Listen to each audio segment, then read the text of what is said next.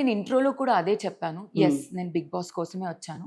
But నేను ఇక్కడ వచ్చిన తర్వాత నేను బిగ్ బాస్ కోసం వచ్చాను మా మదర్‌కి చెప్పలేదు. ఎందుకంటే I want to give a surprise to her.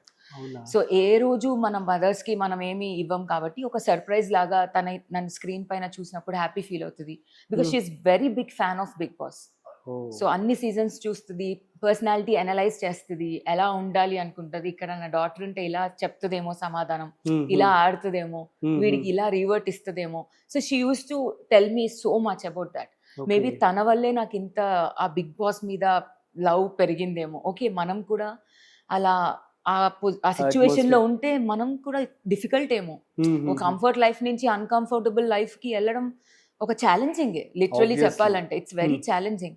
So అది మనం ఎందుకు తీసుకోకూడదు అనే ఇంటెన్షన్ లో వచ్చాను. అట్ ద సేమ్ టైం నా పేరెంట్స్ తో కూడా I can spend time. It's been 7 years నేను ఇండియాకి వచ్చి.